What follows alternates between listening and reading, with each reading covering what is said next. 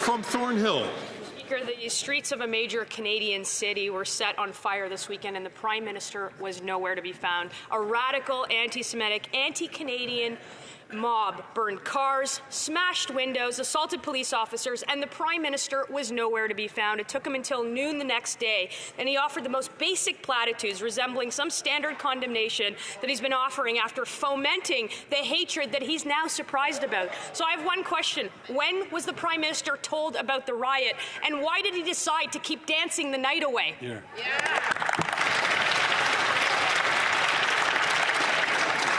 The Honourable Minister for Public Safety.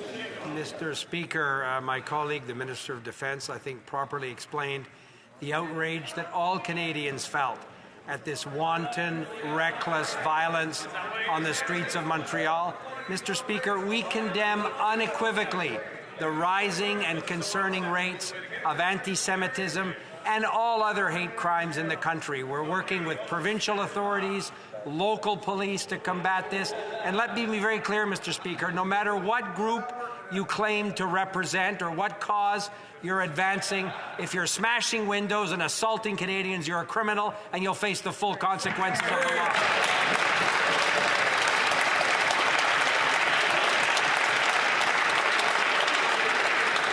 Again, I'm going to ask the member from Calgary. I'm going to ask the member from Calgary, Signal Hill, please not to take the floor unless recognized by the chair. The honourable member from Durham. Mr. Speaker, for years, these Liberals have engaged in woke virtue signaling. They have promoted a hollow and superficial understanding of morality, more concerned with appearances than doing what's right. And Canadians clearly saw the consequences of Liberal ideology over the weekend in Montreal when hate-fueled attacks overtook the cities. The Prime Minister is partying while Canadian cities are suffering. So I ask, why was the Prime Minister dancing while Montreal was burning?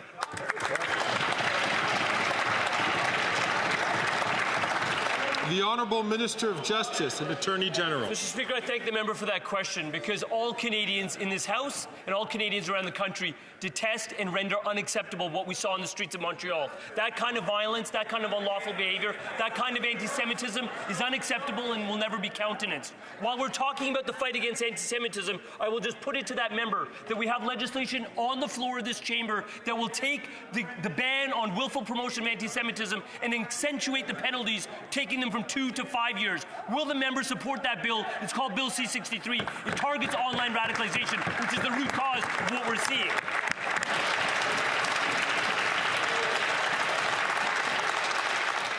The Honourable Member for Durham. This Liberal Justice Minister, just like his boss, the Prime Minister, refuses to take any responsibility for creating the conditions that led to what we saw in Montreal just a couple of days ago. It's this Liberal Justice Minister's DEI criminal justice policies that have allowed crime to go unchecked in our cities. It's this Liberal Justice Minister that won't lift a finger to do anything about the violence targeting religious communities in Canada. The Prime Minister is the problem. The Liberal Justice Minister is the problem. So I ask again, when will the Prime Minister stop dancing and address crime in our cities? The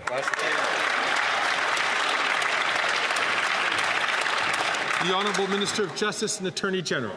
Mr. Speaker, I reject that out of hand. What I would say on this side of the House is that what we are doing is we are working to ease tensions in our communities. We are looking at the statistics on hate crimes. We're seeking to address them. What is the proof positive? When I announced the bill C-63 in this chamber, who was standing by my side, Mr. Speaker?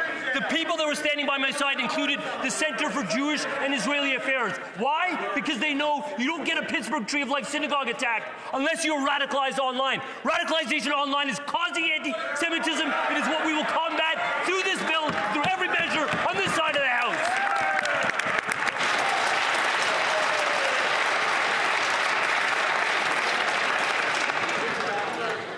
It's the internet.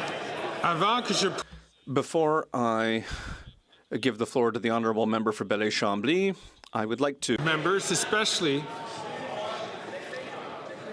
colleagues, I'd like to remind members, including the member from Durham who had asked the question, to please not take the floor to listen to the answer that he had just asked. The Honourable Member for Charlebourg-Saint-Charles. The pictures from the riots in Montreal have gone around the world, and it's shameful. We are reaping what the Prime Minister has sowed with his woke, divisive policies. He divided people by race, gender, religion, region, age, wealth, and so on and so forth. And as a result, we've lost control of our borders. We've let criminals come into Canada. Chaos has come in with them. Why is the Prime Minister dancing while Montreal burns? The Honourable Minister of Public Safety. Mr. Speaker, I'll say again in French what I've just said in English. Our government, in every instance, condemns the acts of violence and the criminal acts that we saw on the streets of Montreal. It's completely unacceptable to put forward a political point of view by destroying Canadians' property, by committing assault, by attacking police officers. You're not demonstrating peacefully in those cases. You are a criminal and you'll face justice. The Honourable Member for Charlebourg-Saint-Charles.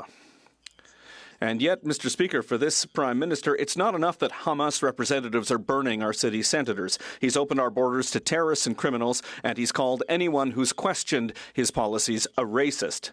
Despite the Conservatives' demands to put the Islamic Revolutionary Guard on the list of terrorist entities, he's let them operate legally here for years, and now he's letting Hamas representatives destroy our cities. Why did the Prime Minister choose to dance when he knew that Montreal was burning? The Honourable Minister of Public Safety. Mr. Speaker, the RCMP is continuing to work in close cooperation with the good work that was done by the police service in Montreal. At all times, the RCMP supports its partners, whether that be in Montreal or in other regions of the country. We have criticized, and we will continue to criticize, the increase of anti-Semitic acts and hate speech acts in Canada, and we will remain focused on the support that we can give the forces of law and order, something that the Conservatives can't say.